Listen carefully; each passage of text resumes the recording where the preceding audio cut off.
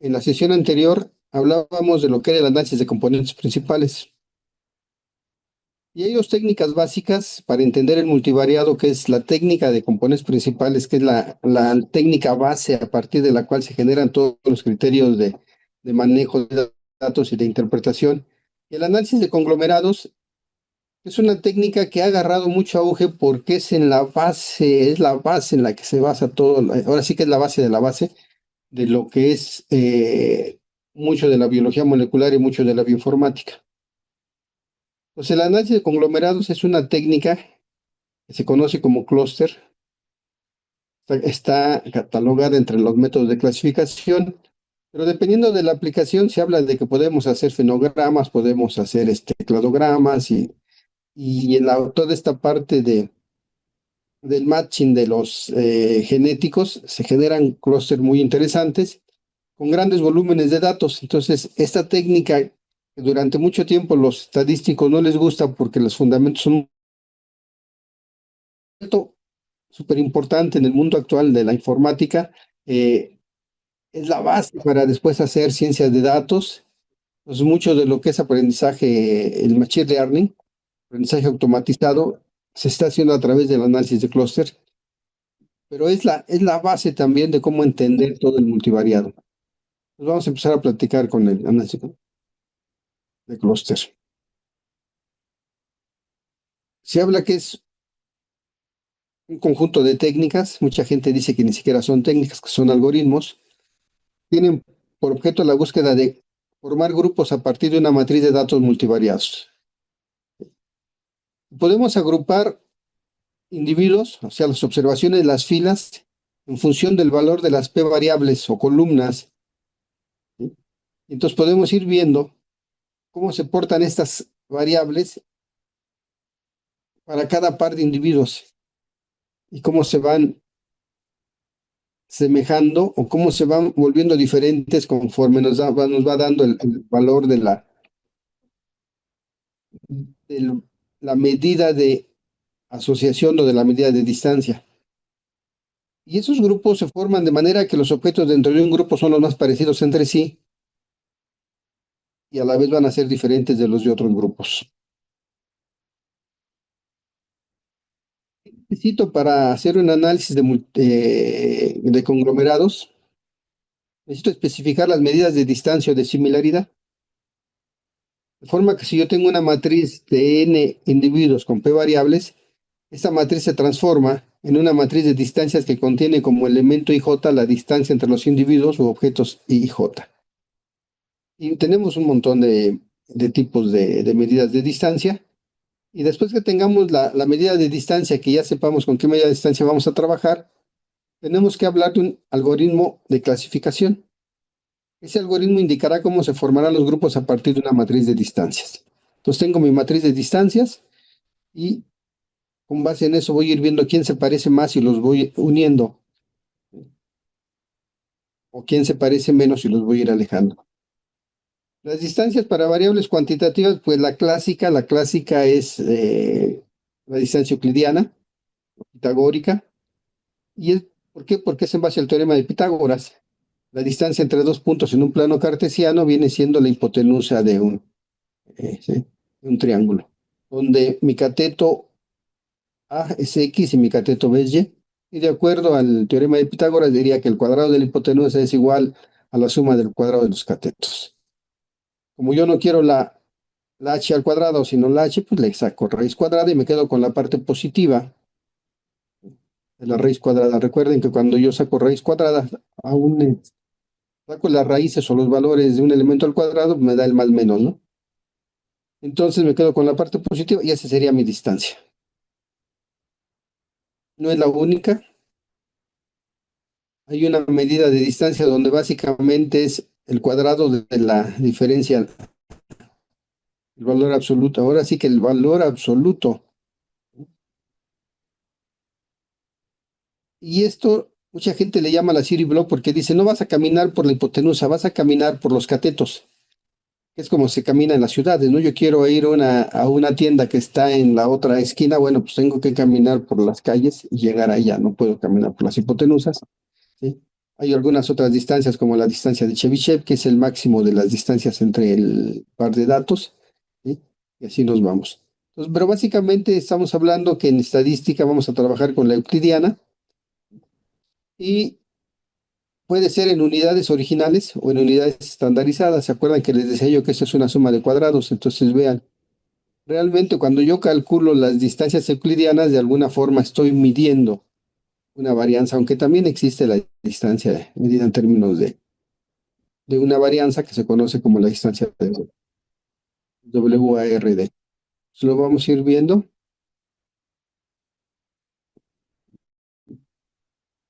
Y entonces tenemos unas notas de 6 estudiantes. Eso nos los regalaron unos profesores del Instituto Tecnológico de Costa Rica. En algún momento estuvimos en un congreso y ellos dijeron, ahí están los datos, úsenlos. Estudiantes de diferentes carreras de construcción, mantenimiento forestal, producción, materiales y agrícolas, las 4 materias. Y lo que se hace es que se calcula la matriz de distancias. Aquí está la matriz de distancias entre cada uno, construcción y mantenimiento, construcción y forestal, construcción y producción. Se va sacando la distancia. Es este menos este al cuadrado, más este menos este al cuadrado, más este menos este al cuadrado, más este menos este al cuadrado. Muy semejante a como calculamos las varianzas. Luego construcción con forestal, ¿sí? Las voy manejando al cuadrado y tengo mis distancias. De manera que en esta matriz yo puedo ir identificando quiénes tendrían, si es una distancia, quiénes tendrían los valores más pequeños. Los que tengan un valor de distancia más pequeño son los que más se parecen y son los grupos que iré formando. Y después iría yo jugando con ellos para ver qué tanto se parecen o qué tanto no se parecen. Cuando tengo variables cualitativas, que eso sucede mucho en biología, a lo mejor en la industria no pasa tanto eso, usamos medidas de asociación. Y básicamente es cuidar las concordancias y discordancias entre objetos sobre todas las dimensiones observadas. En biología se utiliza mucho si dos individuos aparecen de manera conjunta, aparecen en un grupo, no aparecen en el otro, si aparecen en A y no aparecen en B, si aparecen en B no aparecen en A, si aparecen en ambos conjuntos o si no aparecen en ninguno de los dos, ¿no? Y entonces tenemos una serie de índices que no vamos a ver en nosotros. Y bueno, igual así como hay muchas medidas de distancia, hay muchas medidas de similaridad. Y lo bonito de la similaridad es que la puedo volver distancia.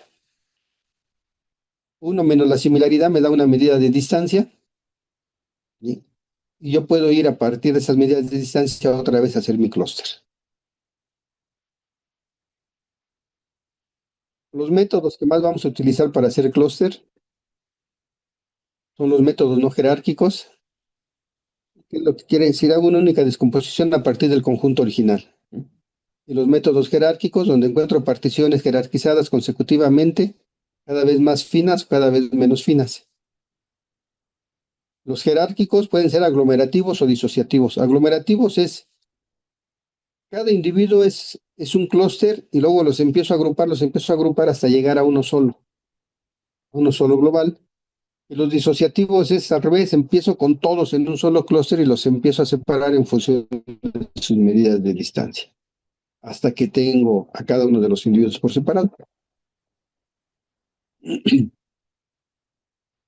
Entre los métodos que nosotros conocemos, que más usamos, está los métodos jerárquicos. Y la técnica básica es el método del vecino más cercano de distancias mínimas. En este método yo lo que hago es que si tengo dos grupos, busco aquellos que estén más cercanos en cada grupo para irlos uniendo. Y por ejemplo, aquí tengo una matriz de distancias, donde tengo A, B, C, D y E. ¿Sí? Y tengo mis distancias. El más pequeño es el valor de 1, entonces quiere decir que voy a unir al individuo A con el individuo B. Ese individuo A y el individuo B los voy a unir y voy a buscar la distancia que hay de este grupo A con B con respecto a C, ¿sí? Que puede ser la distancia que hay de A con B con respecto a C, el mínimo, al vecino más cercano es un valor de 3, aquí está este 3, lo pinto de este lado.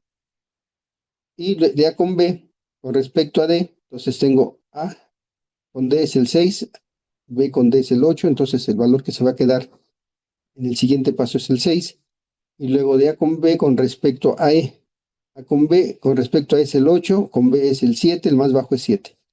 Entonces, de la nueva matriz de distancias que yo genero, me tengo que quedar con el 2, que es el más bajo. De manera que me está diciendo que si tengo A con B, con C, con D, ahora voy a unir a D con E.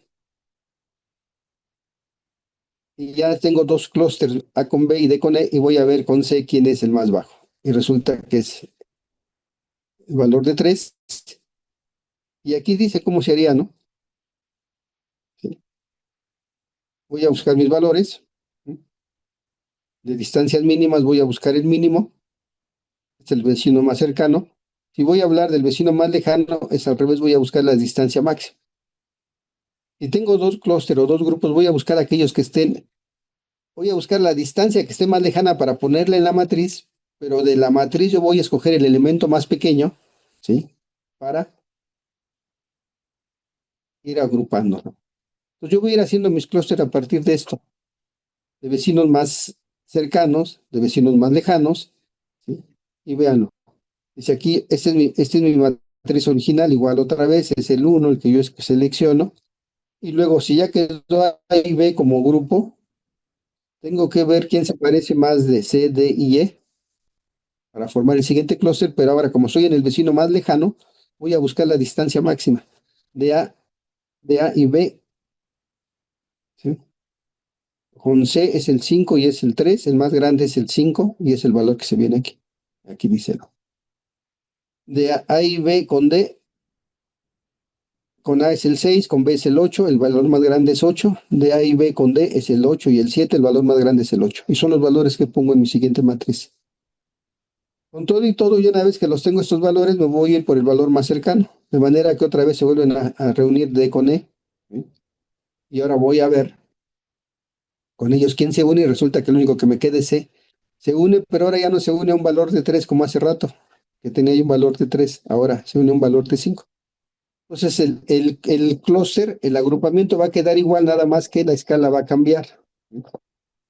Hace rato era a una distancia de 1, a 2 y de 5. ¿Sí? En el de vecino más lejano, ahorita en el de vecino más cercano es 1, 2 y 3. En el de más lejano es 1, 2 y 5. Y así cada algoritmo va a tener su estrategia de agrupamiento y va a depender de los objetivos que uno tenga, lo que el algoritmo que más nos convenga, ¿no? Generalmente por default trabajamos distancia euclidiana y vecino más cercano. Hay otra estrategia donde lo que yo busco es en un encadenamiento promedio, donde voy a ver el promedio de cada una de mis observaciones con respecto a las demás. ¿Sí? Entonces voy a ir sacando los promedios, arranco con uno, me dice que se juntan A y B, que ya habíamos visto, y voy a sacar el promedio de A y B con respecto a C, con respecto a D y con respecto a E. Entonces saco el promedio y veo dónde está. Los pinto, ¿no? 4, 7, 7, 5 son los promedios. Igual sigue siendo el 2. Y así hago lo mismo.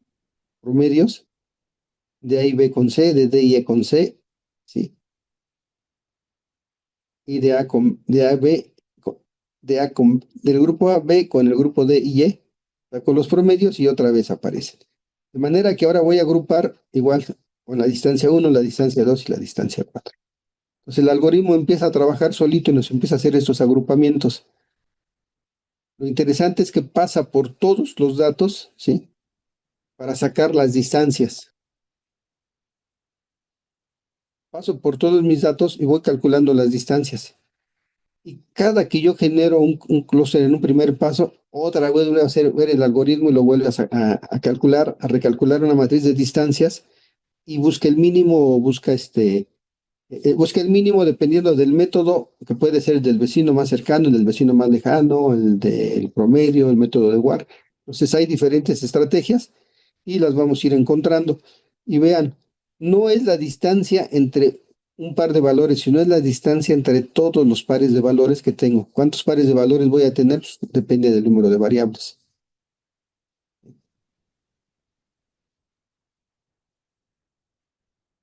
Y bueno, básicamente es ir formando esto. El método del centroide es la distancia entre las medias de las variables. Tengo mis grupos, saca la media del grupo y los unan, ¿no?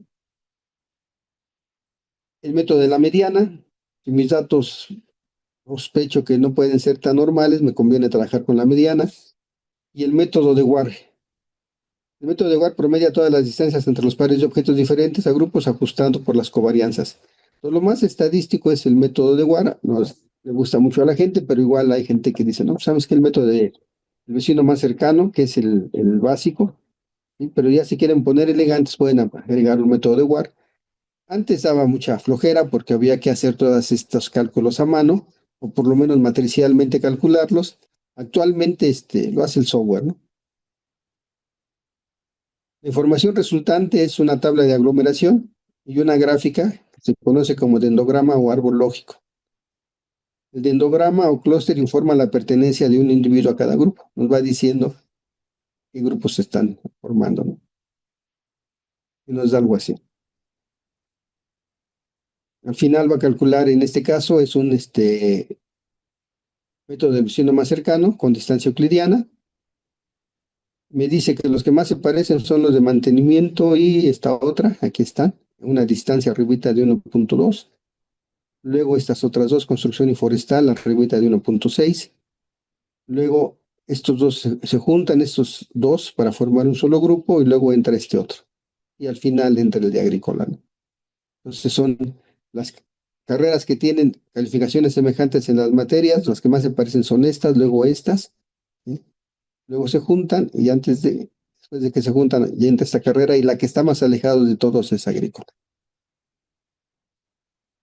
¿Qué es la parte interesante? Si lo hiciéramos en un componentes, veríamos que a lo mejor hay un grupo por ahí con estos cuatro o un grupo con los dos. Entonces, se complementa mucho componentes principales con clúster, aunque generalmente nada más reportamos clúster.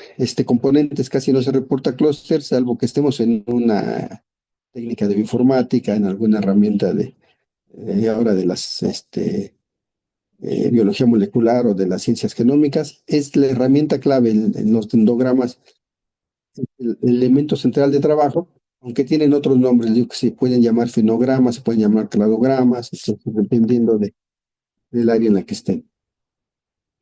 Hay otros métodos no jerárquicos, se llaman partitivos o de partición, y puedo hacer una sola partición en K grupos, se conoce como el método de K medias, que separa un grupo de objetos en una cantidad elegida de grupos, haciendo máxima la variación entre conglomerados y minimizando la varianza dentro de cada grupo conglomerado. Comienza con un agrupamiento inicial o con un grupo de puntos semilla que le llaman centroides y forman los centros de grupos o las particiones hasta tener K ítems. Prosigue asignando cada objeto que tiene el centroide o la media más cercana. Aquí es que tenemos que indicar a priori la cantidad de grupos y es menos exploratorio que los jerárquicos.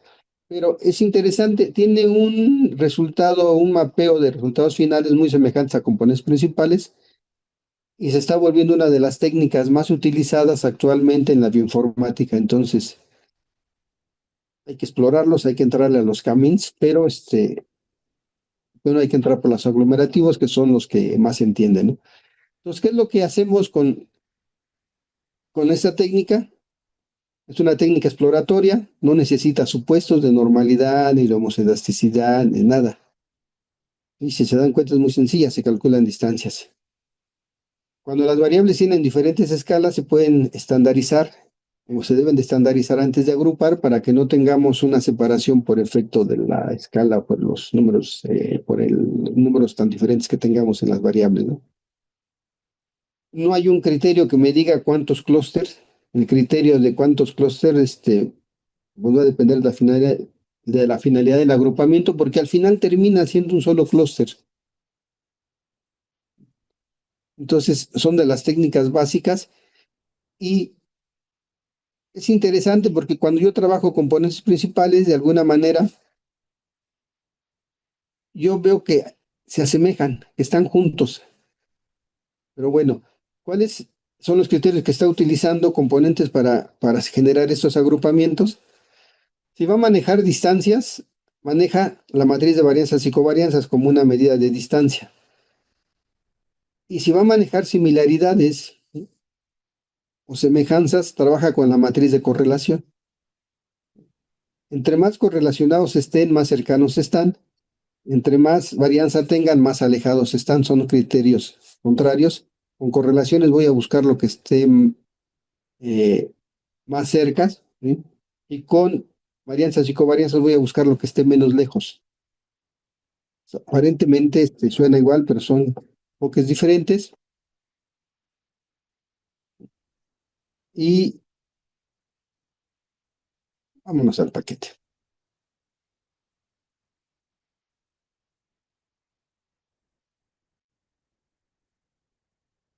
¿Dónde ando? ¿Dónde ando? Vamos a ver qué. Vámonos al paquete, vamos a empezar a platicar con ellos.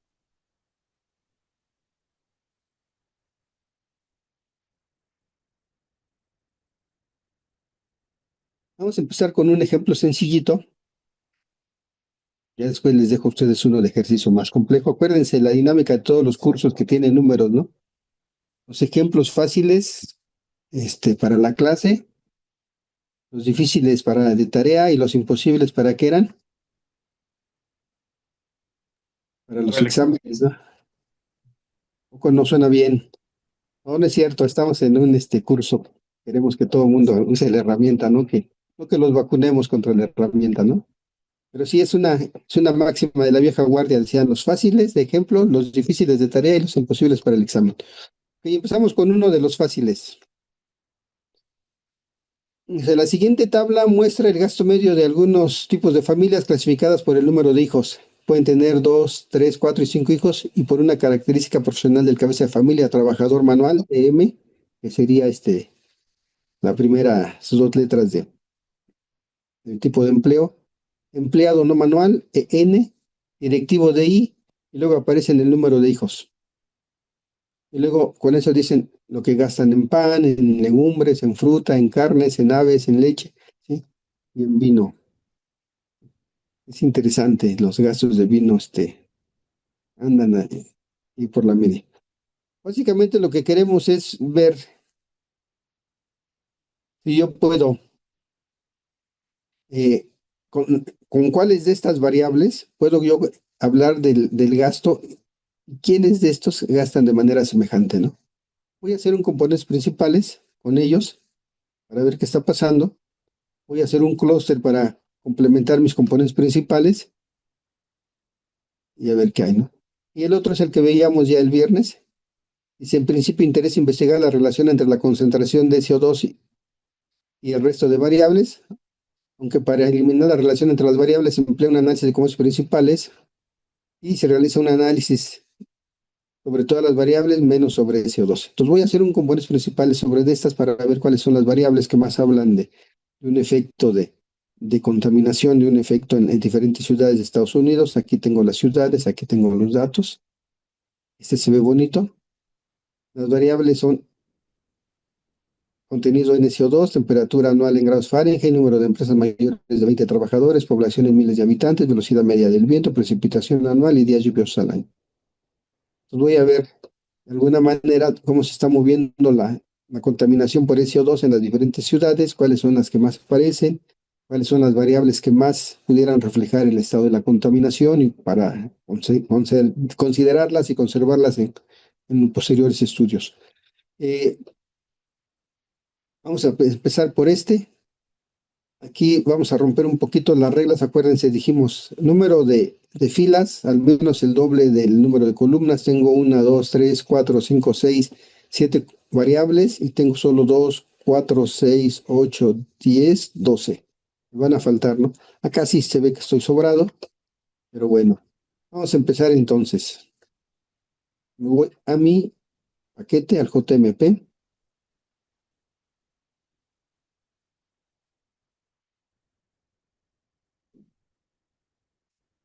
Ahorita se los voy a platicar y ya están en el aula los datos, están en nuestros enunciados, pero igual ahorita los subimos. Es más de una vez yo creo que los voy subiendo al chat para que los tengan y déjenme ver. Déjenme cerrarlos porque luego me echa pleito el paquete de que no los quiere subir. Entonces, tengo aquí.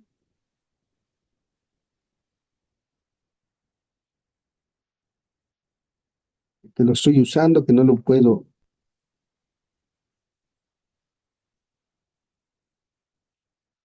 subir porque lo estoy usando, pero ya dejé de usarlo, a ver si ahora se me deja subirlo.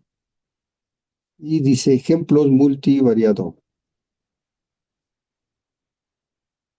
¿Están? Y ahora déjenme subir también el de Excel.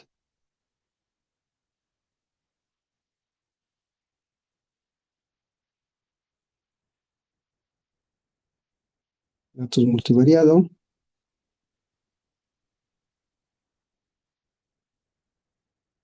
Ya tienen ahí los datos, ya tienen los enunciados, tienen los datos. Y ahora sí me voy a ir a mi JMP. Estoy aquí. Lo que hice fue subir mis datos multivariados, y ahorita igual. Archivos, abrir. Datos de multivariado, ya los tenía yo ahí. Y tengo los de tipos de empleo, le llamé gastos a la hoja, y tengo las de LCO2. Voy a ir con la de gastos. Vamos a importar. Y entonces tengo aquí ya mis datos tal cual. Y lo primero que vamos a hacer es irnos a análisis, métodos multivariantes. Aquí tengo componentes principales, tengo discriminantes, ¿sí? Tengo correspondencias múltiples, tengo análisis del factor. ¿Sí? Les voy platicando. El multivariante es una opción que me permite ver las correlaciones, ver cómo se están agrupando los datos antes de hacer el multivariado tal cual. Es una herramienta exploratoria, aunque cada una de las herramientas me permite ir haciendo de manera conjunta el análisis y ir viendo esta primera exploración. Luego tengo componentes principales, es una técnica que ya vimos, exploratoria, me permite reducir la dimensionalidad para apreciar cuáles son las variables que más influyen en un estudio, en un proceso, a la luz de los eigenvalores y los eigenvectores. Luego tengo una técnica de discriminantes. La técnica de discriminantes me permite separar grupos, generar una ecuación que me permite separar grupos. Yo tengo observaciones, me llega un dato nuevo y yo tengo una ecuación que me dice a qué grupo pertenece. En biología le hemos utilizado más bien para detectar variables que me permitan discernir grupos, y en trabajos de campo me permite discernir si qué variable podría servirme más para diferenciar una especie de otra o un lugar de otro. Entonces es una técnica confirmatoria, requiere normalidad y homogeneidad multivariada. Entonces, digamos que es de las técnicas avanzadas. Hay que tener cuidado con ella. Tenemos un análisis de correspondencia. Los análisis de correspondencia se utilizan de manera muy semejante a componentes principales, pero la diferencia es que componentes principales trabaja con variables continuas, medibles continuas, y correspondencias trabaja con datos de conteo. Generalmente son datos que vienen de estudios cualitativos y nada más cuento. Lo que me llegan son datos discretos. Más o menos es lo mismo. Los modelos de ecuaciones estructurales son de las técnicas que empiezan a manejarse como algo que se conoce como estadística causal.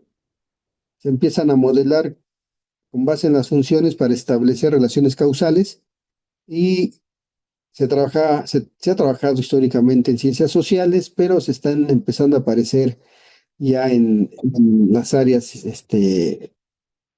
químico-biológicas. Pues por ahí está, ¿no? Les digo que una chulada por ahí viene. Eh, es interesante, nosotros nos la encontramos. Por aquí anda Samantha, que está trabajando con eso, tiene ya casi un año trabajando con eso, pero lo hacíamos con R. Entonces, es todo un hallazgo para nosotros estar con JMP, y le vamos a entrar por ahí. El análisis factorial. El análisis factorial es traducción porque se pareciera que fuera de diseño. No, es una técnica de componentes principales muy semejante, pero la diferencia es que cuando tengo el componente lo roto para verlo de diferentes lugares, y para eso necesito cumplir los supuestos de normalidad y homogeneidad de varianzas. Entonces el análisis factorial es, digamos, la parte paramétrica del componentes que es no paramétrica, que es exploratoria, no me requiere. ¿Sí? El escalado multidimensional se utiliza mucho para los estudios de apreciación. Se utiliza mucho el escalamiento multidimensional para estudios de mercado, si la gente le gusta o no le gusta algún producto. Se trabaja mucho con cuestionarios en la escala de Likert, le gusta poco, nada, es- mucho, pero ahora sí que muy mucho. Entonces, ese tipo de cosas se están trabajando con el escalado multidimensional. En el área de ecología se están empezando a trabajar asumiendo que las especies aparecen en algún lugar porque tienen preferencia por el lugar, ¿no? Entonces, no le podemos preguntar a una especie vegetal o una especie animal si está ahí por su gusto, ¿no? Entonces, pero ahí está, ¿no? Y digamos, son las que conocemos, vamos a empezar a trabajar con ellas. Y aquí aparece, abajito de multivariante, aparece el análisis de conglomerados, que decía el conglomerado jerárquico, el conglomerado de camerias, ¿sí? Serían los que estamos trabajando. Análisis de clases latentes es lo que les decía yo, las clases latentes son variables que surgen a partir de datos observados, se generan como variables que no se pueden medir directamente, pero se pueden deducir a partir de las que ya tenemos. Eh, el aprendizaje, por ejemplo, es algo que es abstracto. No lo medimos a partir de sus calificaciones de las tareas y las calificaciones de los exámenes, pero el que saque 10 no garantiza que esté aprendiendo, ¿sí? O el que saque 0 no garantiza que no esté aprendiendo. Entonces se generan variables latentes que son constructos abstractos a partir de observaciones reales, ¿no? Entonces por ahí aparecen y ahorita vamos a pasar para allá. Entonces nos iríamos con multivariantes. Aparece esta primera, dijimos multivariante. Y es lo primeritito que voy a meter todas mis variables. Estas o variables numéricas. Estoy ahí y le digo aceptar.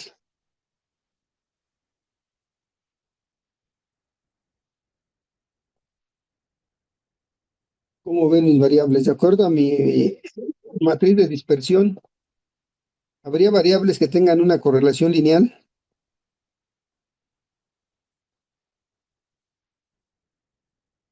Le mando una línea recta. Aparentemente no. Por ejemplo, estas se parecen mucho a fruta y carnes, parece ser que sí son líneas rectas. Aves con frutas, más o menos hay una línea recta. Legumbres con pan, hay una línea, no es tan recta, pero hay, ¿no? Pero hay, por ejemplo, esas de aquí abajo sí definitivamente no tienen nada que ver con una línea recta, ¿no?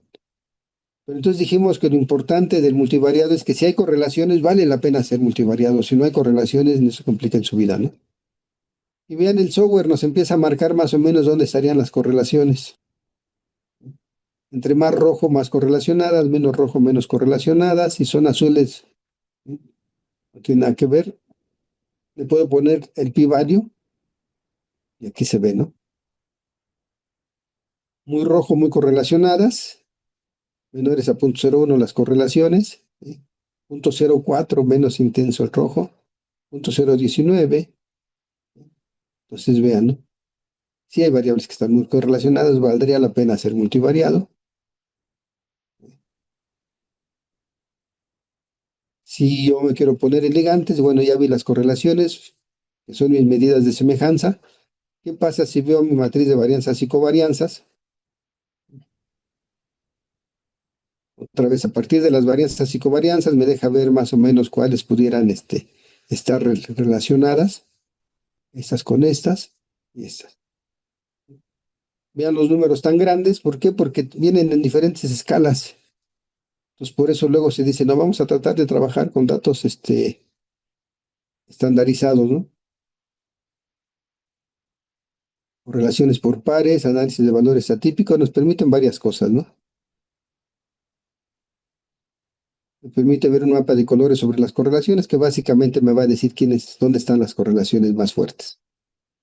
Y entre más azul, están más en lo negativo. Pues acuérdense que la correlación iba de -1 a 1.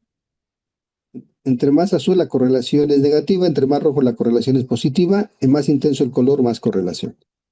Entonces esto lo único que nos está diciendo es si vale la pena hacer este multivariado. Bueno, pues gracias y vámonos al multivariado. componentes principales, que es mi técnica básica, igual otra vez, todos. Sí, y si hubiera variables suplementarias, que es algo, una variable suplementaria es una variable que me interesa que aparezca en el análisis para tratar de ver el peso de la variable, pero no me interesa tomar decisión sobre ellas. Son variables que consideramos como variables de ruido, que pudieran meter ruido al sistema, pero no me interesa mucho que queden, pero la tengo medida, ¿no? Entonces conviene meterla ahí y quedaría. Entonces es una de las herramientas. Opciones. Y voy a estandarizar, si voy a escalar, entonces estandarizar es que las vuelvo unidades zetas, familia de métodos, el predeterminado, el tradicional, el avanzado, si tuviéramos conocimiento de lo que queremos. Si en un método avanzado nos vamos con el clásico y aceptamos. Por default, por omisión, aparece esto en mis resultados. Lo primeritito. Si mis datos vienen estandarizados, voy a trabajar con valores propios arriba de uno. ¿Cuántas variables se van a quedar? Tantas variables como eigenvalores estén arriba de la unidad. Hay un valor propio de 4,35 y hay un valor propio de 1,72 y hay un valor propio de 1,69. Quiere decir que con dos componentes principales pudiera yo visualizar todo esto. En lugar de tener 7 dimensiones, puedo quedarme con dos. Ahorita habría que medir con cuánta varianza me quedo. Aquí estarían mis renglones, mis observaciones, mis unidades agrupadas. Habría que ver quiénes son. Me va diciendo que es la fila 9, la fila 6.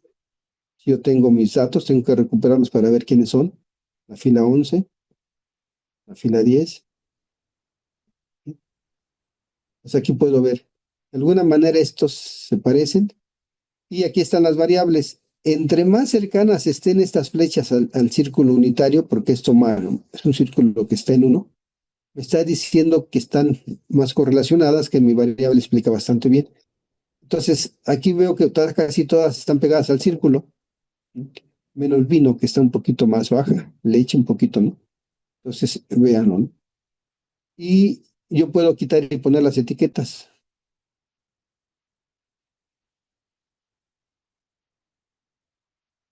¿Qué más tenemos aquí? Le voy a pedir los valores propios. Aquí están.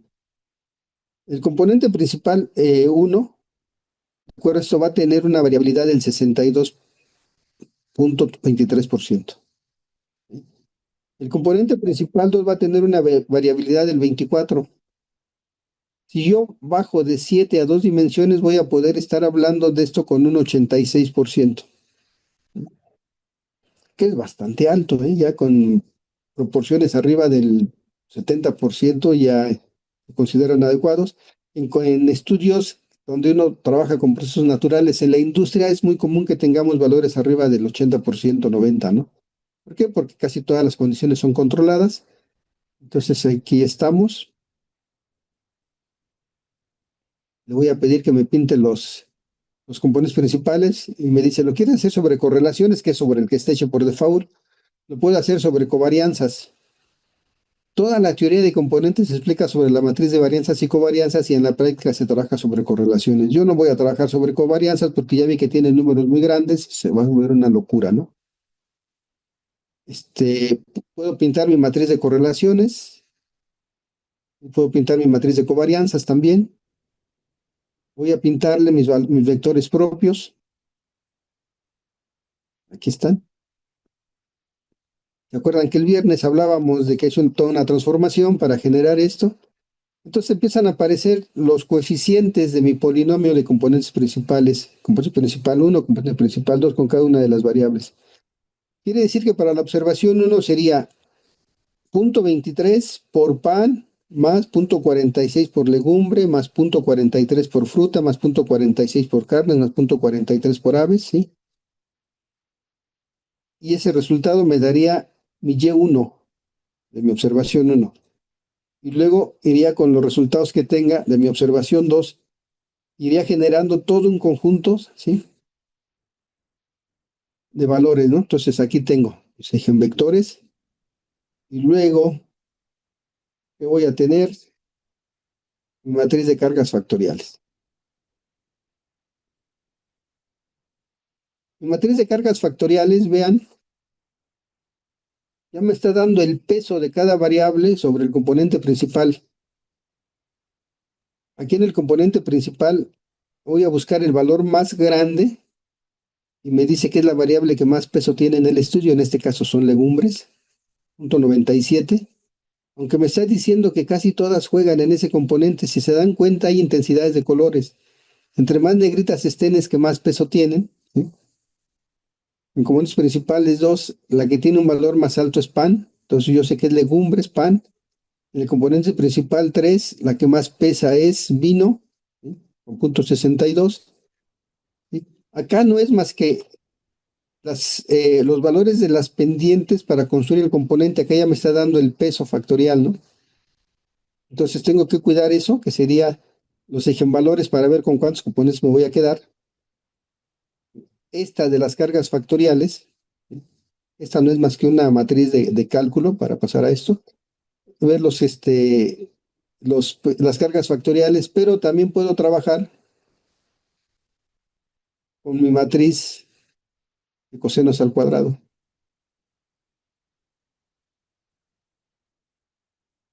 Y vean la parte interesante. Los cosenos al cuadrado son valores que van a ir de 0 a 1 y acá las cargas van a ir de -1 a 1.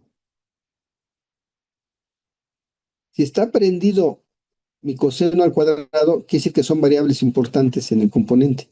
Aunque me marque que todas están prendidas, dice tú trabaja más sobre estas que están prendidas, pero la más importante es legumbres, que ya sabíamos, ¿no? En el componente principal 2 están prendidas 3, pero acá también estaban prendidas, acá estaban prendidas una, 2, 3 y posiblemente una cuarta, ¿no? En el componente principal estaban prendidas 3, una, 2, 3, pero me dice que el coseno cuadrado solo trabaja con vino. ¿Sí? Entonces, es la parte interesante. Yo empiezo a visualizar cuáles son las variables. Ya me está dando criterios. El coseno al cuadrado me dice cuáles son las variables que tienen más correlación con el componente principal. Aquí me está dando el peso, cuál es la importancia de cada variable en el componente principal, y acá tengo las coordenadas. Es más, yo en algún momento no pondría los vectores propios para que no me dé guerra. Me quedo con las cargas y los cosenos cuadrados. Eh, Adelante, Josué, por ahí hay una mano levantada. Sí. ¿Por qué no mejor solamente ir con la de cosenos cuadrados y descartar la de matriz cargada, el gráfico de matriz de carga, perdón? Me iría Este, directamente por números o valores con el de coseno cuadrado. lo que pasa es que históricamente hemos trabajado con esta.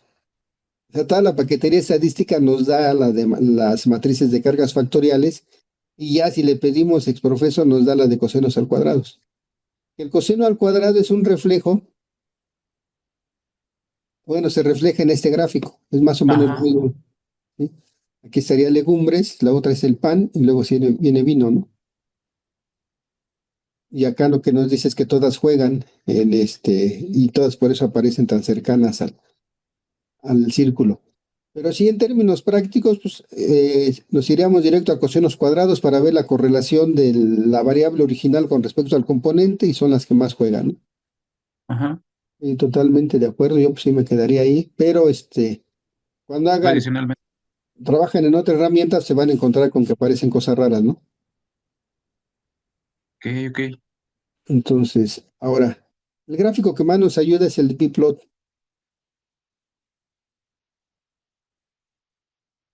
Me dice cuántos, quiero dos, el componente principal uno, aquí están. Y aquí estaría yo diciendo, ya empiezo a decir, bueno, estos datos se parecen por el consumo en carnes y frutas, y un poco en legumbres, ¿no? Los de acá, los que consumen vino de manera semejante son estos, ¿sí? Pan y leche es más o menos estos. y esto no tengo a quién echarle la culpa, no son independientes, o sea, se quedan muy por afuera. Entonces ya empiezo a establecer relaciones entre mis observaciones y mis variables. Y básicamente eso es lo que hace componentes principales. Preguntas, dudas, comentarios, hasta aquí, muchachos.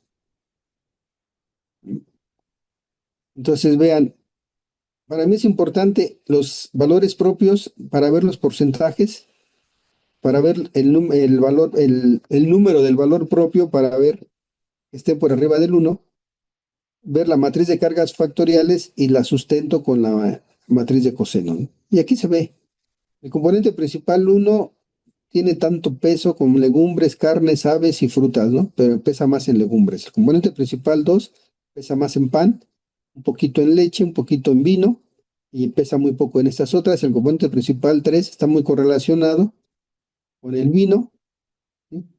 Poquito con la leche y mucho más poquito con aves, carnes y todo lo demás. Y va a ser lo mismo, casi reflejan lo mismo las cargas y los cosenos. Eh, Ahora, también porque es importante en algún momento las cargas, porque las cargas nos deja ver los signos, nos deja ver no solo el peso, sino la relación. Por ejemplo, aquí en el componente principal uno me dice que leche tiene signo negativo. Eso quiere decir que leche, ¿sí? En lo que sería el componente principal uno, ¿sí? Tiene una relación negativa, que es la única, ¿no? Acá, el componente principal 2 aves también tiene una relación negativa. Entonces, la carga factorial me está indicando el peso de la variable en el componente, pero también la dirección. Y la relación es positiva o es negativa. Acuérdense que este va de -1 a +1 y este pues nada más queda con los positivos, ¿no? Que vendría siendo algo muy semejante a R y R cuadrada, doctora Raquel. Estos vienen siendo mis R's, estos vienen siendo mis R's cuadradas. Pues por ahí vayanlo viendo, ¿no? Es la parte bonita. No sé si ande por aquí Luis, no, bueno, no tengo la visión de todos, la vista de todos, pero Luis es un alumno que está trabajando con nosotros y es mi experto en multivariado. No lo veo igual, si no lo lanzábamos al ruedo ahorita. ¿Cómo ven? Entonces, eso es lo que haríamos con componentes y lo combino con conglomerados. Me voy a ir a los métodos jerárquicos aglomerativos. Los voy a meter, ya estoy en conglomerados, me pasé a la opción de conglomerados y aquí me permite poner la etiqueta. Métodos, el método de War, el método de la media, del centroide, del vecino más cercano que le llaman único, el del vecino más lejano que es el método de completo, un método de War acelerado, método de War híbrido. Entonces nos vamos a quedar con el de War, el original, y formato de datos en la forma habitual. Y los puedo mandar resumidos, ¿sí? Les puedo mandar la matriz de distancia directamente. Vamos a dejar tal cual. Y vamos a estandarizar por columnas, que serían las variables, por filas, que serían las filas, ¿sí? Y puedo estandarizar robustamente. Puedo ver qué pasa con los valores faltantes. Puedo hacer conglomerados de dos vías. Los voy a dejar con lo que me está mandando por default, por omisión. Vean lo que me mandó. Y aquí ya me dice que los que tienen gastos más semejantes son trabajadores manuales que tienen tres hijos. Esos que tienen tres hijos se parecen, ¿no? Y luego estos, le siguen estos que tienen cuatro hijos. Estos que tienen, uno tiene tres y otro tiene cuatro. Después le sigue este con este, se van agrupando, pero yo puedo decirle, ¿sabes qué? Me gustaría ver cómo vienen o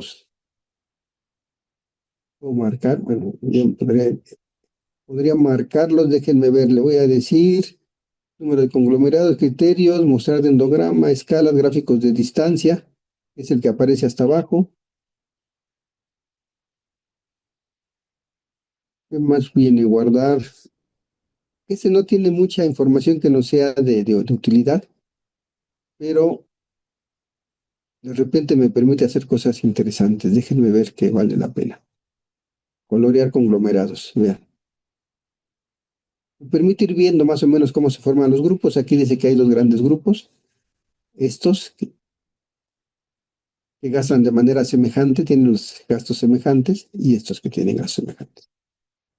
Que les decía yo que es el gran problema que tiene la gente, que ha dicho, bueno, ¿y con cuántos me quedo? Aquí me está diciendo la técnica que puedo tener dos grandes grupos, todos estos contra todos estos, ¿no?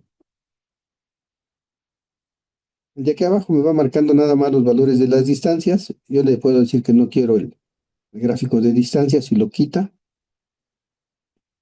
¿Sí? Puedo ir jugando con ellos. ¿Qué más me podría, los puedo guardar, guardar conglomerados, guardar medidas del conglomerado, guardar todo lo que yo quiera. Este, posición, yo lo puedo poner en alguna parte para lo que lo quiera en especial, pero realmente lo que queremos es esto, ¿no?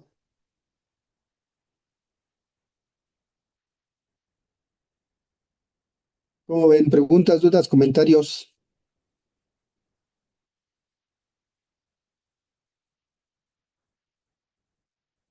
¿no?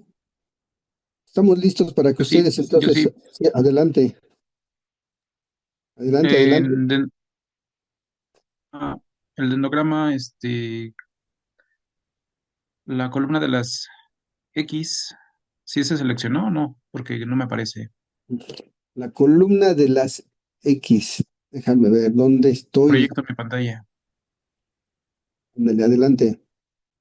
Las X realmente son tus 1, 2, 3, 4, 5, 6, 7, 8, 9, tus 12 individuos.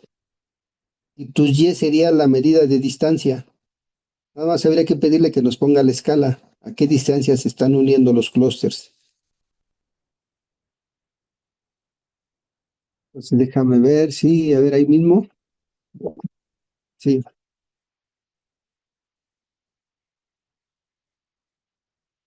a ver, escala del dendrograma. Si te manda algo.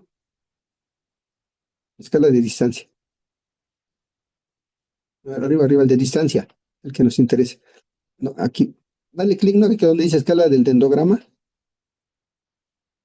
Y ahí, ajá, sí, déjala ver. Es el que tiene, es el que tenemos, ¿no? Entonces, lo que nos falta es que nos dé las distancias para ver a qué distancia está uniendo, ¿no? Pero nos da las historias de cómo se van formando los grupos. La historia de aglomeración juntó al 11 con el número de aglomeraciones, empezó desde el más bajo, 4 y 5. Dice que juntó al 4 con el 5 a una distancia de 0,51. Luego, a una distancia de 0,79 juntó al 6 con el 9. ¿Qué le crees? O sea, estos valores, 6 con el 9 están a una distancia de 0,79. 4 con 5 están a una distancia de 0,51. Luego juntó a 7 con 8 a una distancia de 0,86. ¿Sí? Y luego juntó a 1 con 4 a una distancia de 1,02 al uno que ya tenías ahí con el 4, ¿sí? Y así ahí va dando toda la historia. Y habría que ver si nos interesa la escala, cómo la pintamos, ¿no? Porque básicamente lo que tenemos ahí es digamos que las X son mis individuos y las Y serían mis distancias.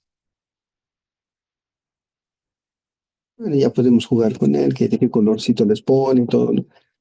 Pero bueno, sí, por ahí sería, no sé si esto resuelve Josué.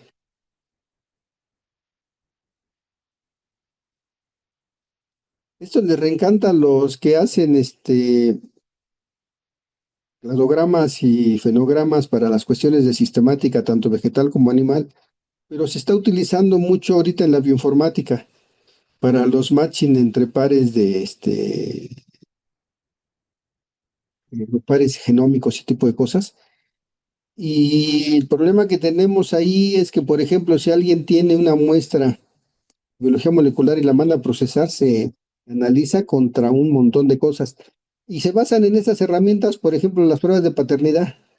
Se van viendo los pares, y se van viendo toda la parte cromosómica y se dice el noventa y tantos por ciento, ¿no? De matching se parece, no se parece. Entonces son clústeres los que están haciendo ahí, son puros agrupamientos. Entonces es una parte interesante cómo viene el mundo de la bioinformática. Eh, ¿Cómo ven? ¿Listos para que hagan el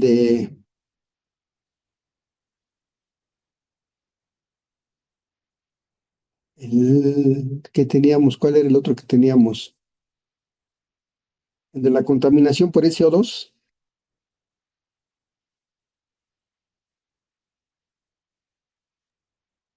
Maestro Armando, Sí, adelante, Alberto. ¿Qué pasó, doctor? tengo una duda, nada más antes del ejercicio. No me quedó muy clara la diferencia entre lo que es componentes principales y el análisis de correspondencias, que aunque no lo vayamos a ejercitar, no sé si pudiera explicarme un poquito. Ujú. El análisis de correspondencias, déjenme ver por acá. Ajá. Voy ahorita a meterme a un archivo en Word para que podamos platicarlo. Ahí están viendo, ahí están viendo un archivo de Word. Tengo ahí unas direcciones que luego vamos a utilizar. Sí. Técnicamente, cuando yo trabajo componentes principales, yo voy a tener luego aquí mi CP1, mi componente principal 1, mi componente principal 2, ¿sí? Y voy a tratar de ver cómo se agrupan en el espacio para ver quiénes se parecen y tratar también de reducir dimensionalidad, trabajar con menos variables. Los datos que yo recibo es mi variable 1, mi variable 2, mi variable 3, mi variable 4. Y tengo mi individuo 1, unidad experimental 1, unidad individuo 2 y así me voy, ¿no? Los datos que yo recibo aquí son cuantitativos, son datos de medición, de preferencia que traigan punto decimal, pesos, longitudes, volúmenes, ¿sí? Y lo que yo voy a buscar es precisamente las medidas de semejanza a través del eje en análisis de los vectores. Cuando yo trabajo correspondencias, es interesante porque yo lo que tengo aquí es igual. Allá le llaman eje principal 1,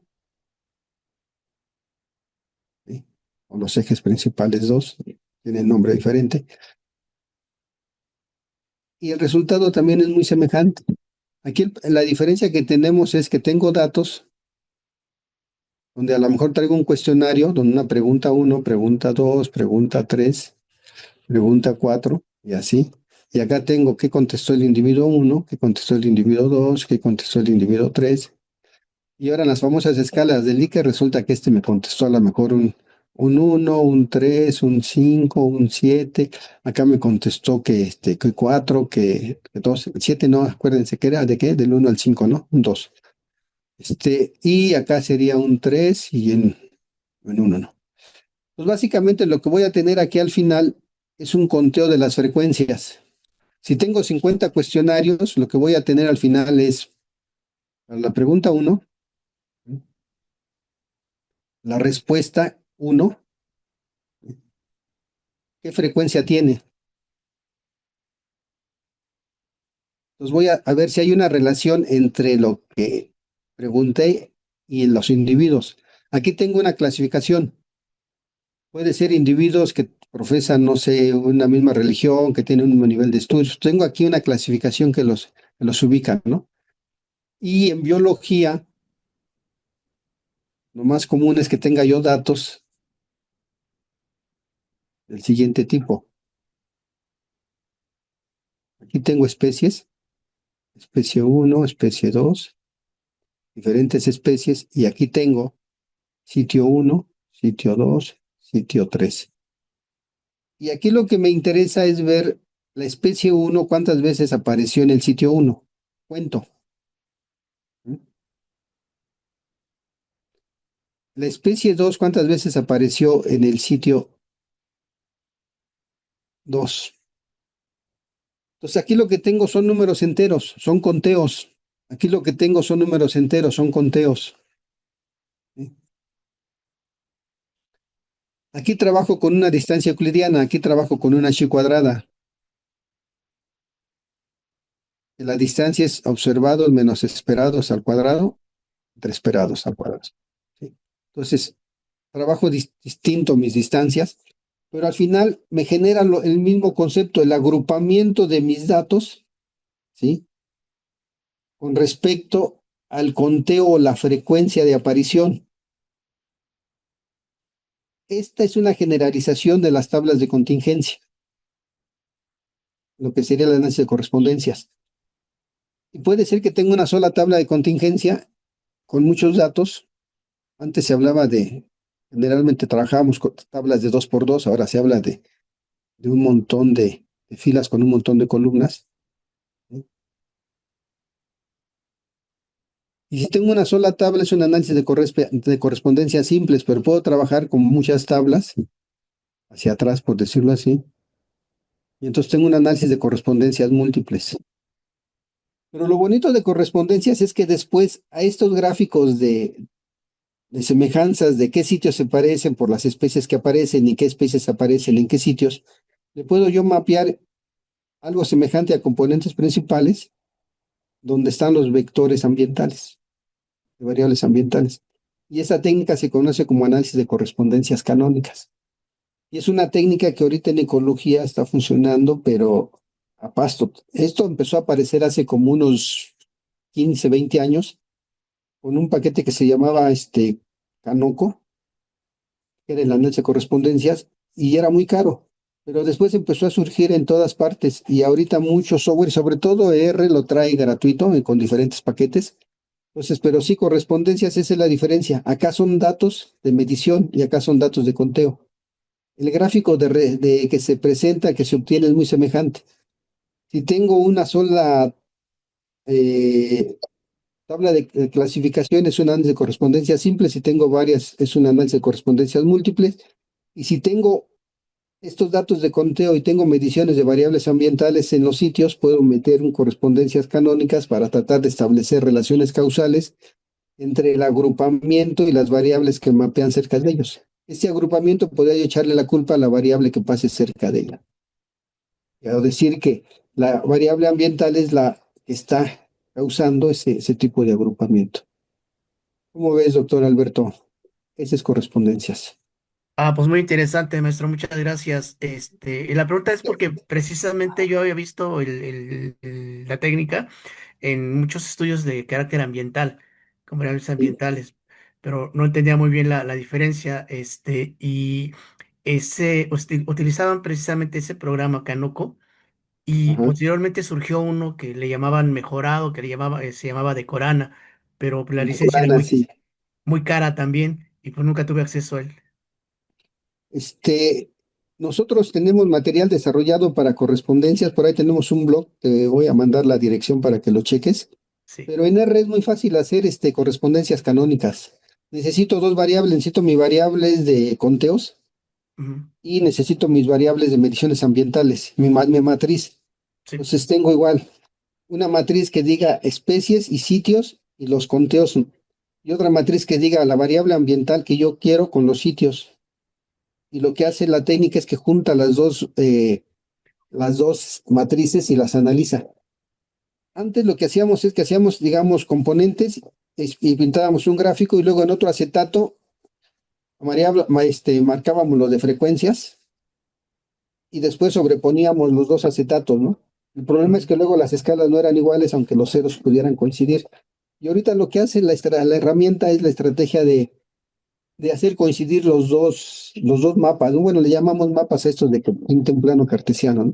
Entonces, Sí. el mapa de frecuencias con el mapa ambiental y se ve bien bonito, ¿no? Lo Ah, podemos platicar con calma, doctor, y no es, si tienes datos de a de veras, hacer un correspondencias canónicas no nos lleva mucho tiempo, ¿eh? ok, ok, maestro. Sí, sí, claro que sí, en una oportunidad lo platicamos. Muchas gracias. Platicamos, sí, tenemos una alumna que está por titularse que trabajó sobre eso. Dejó un Ujú. blog muy bonito, te voy a pasar la dirección del blog. Muy bien. Sí, Mil muchas gracias. gracias. Con confianza pregunten antes de que nos vayamos al ejercicio. ¿Quién más? Déjenme ver. Estaba buscando mi archivo los ejemplos, pero bueno, les encargo el de el SO2, el de contaminación por SO2. Hagan el componente sobre todas las variables, no metan a SO2 en el análisis y vemos qué pasa, ¿no? ¿Cuánto tiempo?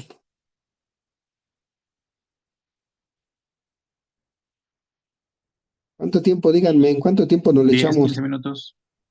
15 minutitos. Déjenme ver dónde está. Es que lo cerré para poderlo subir, ya me acordé. Entonces ahorita ya lo abrí y déjenme ver dónde quedó este.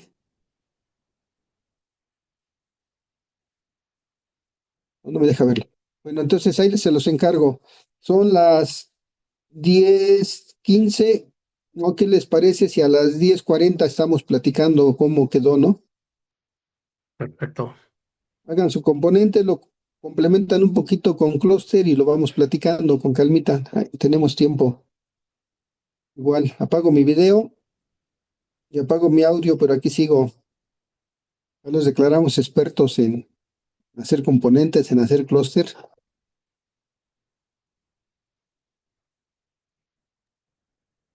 Manejando la paquetería nada más, todavía.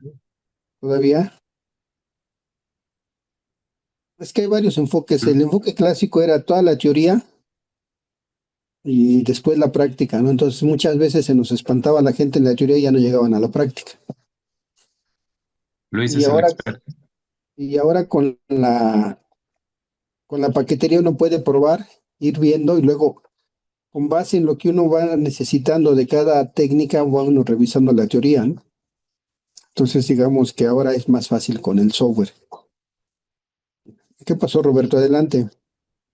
Profesor, ahorita que hice la correlación multivariada, salen, bueno, no incluirles el SO2 que nos comentó, ¿no? Ah, Pero sí. ya, pero ya que lo hago, no salen tantas, bueno, líneas rectas. Entonces ahí conviene hacer componentes principales o no. Con que salgan algunas con correlación ya con eso es suficiente, ¿eh? Sí, sí, Y sí, si sí todas salen salen, algunas, pero sí, pero no tantas. no tantas. Sí. Ok, No, con una que salga ya es importante porque ya nos está diciendo que podemos reducir dimensionalidad. ok, Yo me acuerdo cuando empecé en esto, había alguien que estaba trabajando sobre el Plan Puebla, que tenía que ver con la agricultura verde y esas cosas. Y el doctor estaba muy emocionado porque había logrado bajar de 120 dimensiones a 80, ¿no? Entonces, para él era todo un gran logro haber bajado de 120 a 80, pues eran 40 variables más. Tenemos herramientas para análisis. Y yo en especial me quedo con dos herramientas que tiene el ChatGPT que ayudan mucho, pero que bueno, están metidas dentro de lo que es el R. Y me dice, análisis de datos y reportes. Y me dice, yo le puse, analiza mis datos y dime qué puedo ver en ellos. Yo puedo tener mi conjunto de datos, platicarle literalmente a la inteligencia artificial que estoy haciendo y que él me diga por dónde puedo entrar al análisis de datos. La otra es que yo le diga que me analice utilizando técnicas visuales, ¿sí?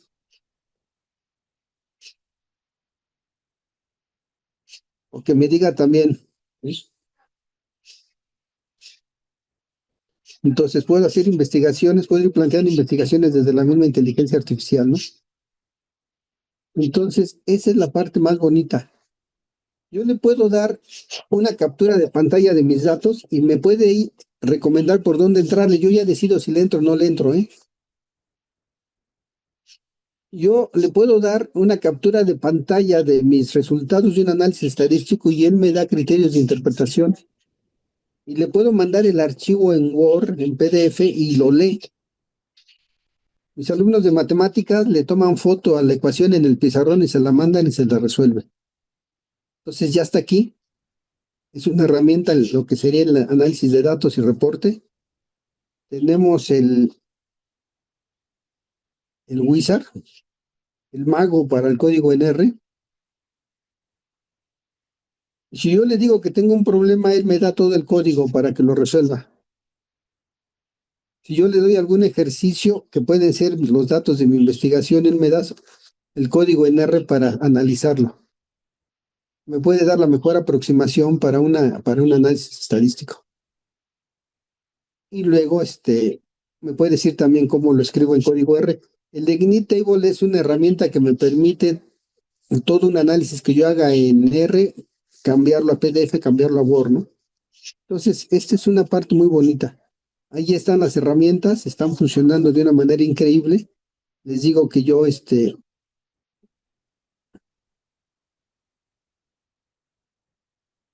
hablaba de cargas factoriales y CO2, estaba de coseno al cuadrado. Y yo le puedo preguntar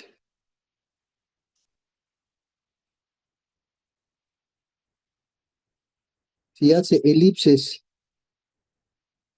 de agrupamiento en componentes principales. Y entiende el lenguaje, ¿no?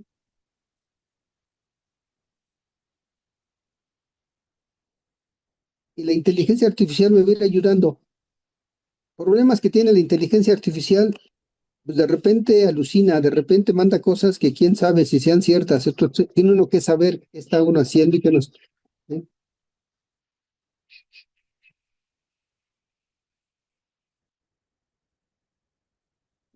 Dice, JMP puede mostrar elipses de agrupamiento, pero depende de cómo estés graficando y de la plataforma que uses. Puede ser directamente el PCA, puede ser en el multivariate, puede ser en el Graph Builder.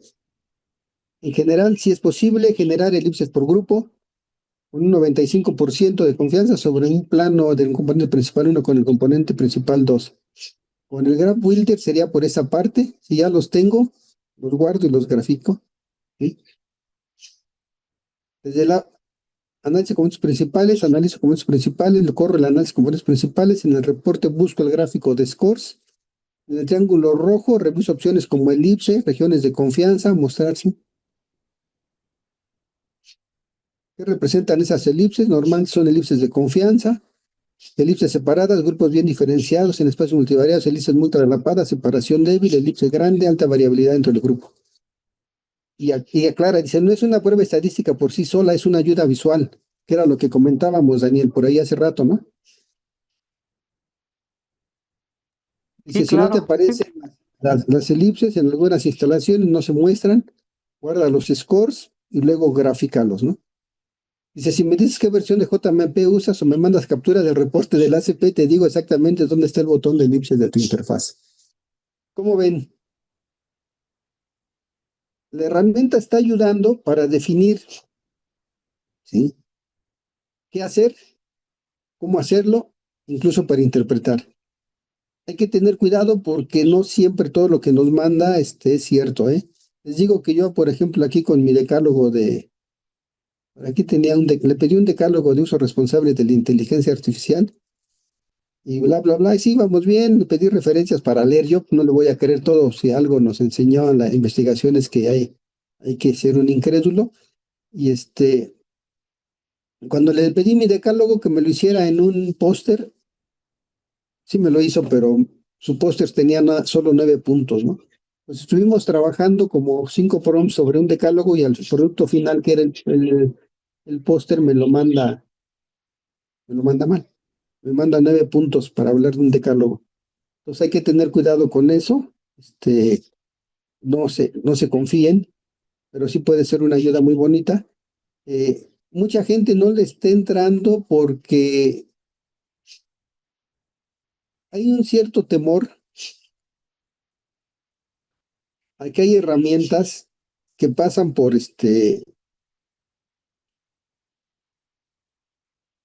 y que nos dicen si algo está hecho o no está hecho por inteligencia artificial. Y si está hecho por inteligencia artificial, dice uno, pues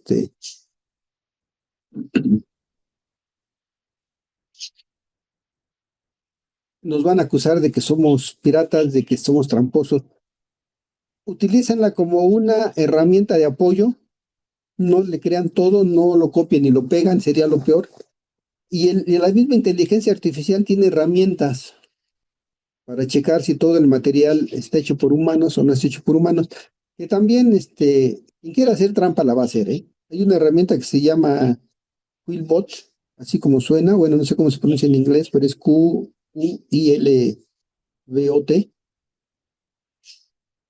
que primero hace un análisis sobre un texto que yo le mando y me dice si está hecho o no está hecho por inteligencia artificial, y si me dice que sí, yo le digo, ahora humanízalo, primero parafrasealo y luego humanízalo. Entonces, ahí está la herramienta. Úsenla, tengan cuidado en cómo usarla, es como cualquier otra herramienta, pero es un hecho que no nos vamos a poder salvar de ella, no nos podemos escapar. La inteligencia artificial ya se adueñó de todo el entorno. Todavía el año pasado estábamos en un congreso de estadística y nuevas tecnologías, y todavía teníamos el análisis, el debate sobre si habría que usarla, no habría que usarla y cómo usarla, ¿no? Este año en el Congreso, bueno, el año pasado, bueno, en el 24 tuvimos ese debate, en el 25, que fue en agosto, estábamos convencidos, es más, el 90% de las ponencias que llegaron al Congreso traían el término inteligencia artificial, IA en español y ya IA en inglés, ¿no? Entonces, ya nos cayó, hay que entrarle, hay que usarla lo más adecuado posible, consulten sus dudas y al final podemos hacer una consulta entre humanos, ¿no? Para darnos el apoyo y echarle la culpa a alguien. Si no le podemos echar la culpa al P-Value, bueno, pues échenle la culpa a su asesor estadístico, ¿no? Preguntas, dudas, comentarios.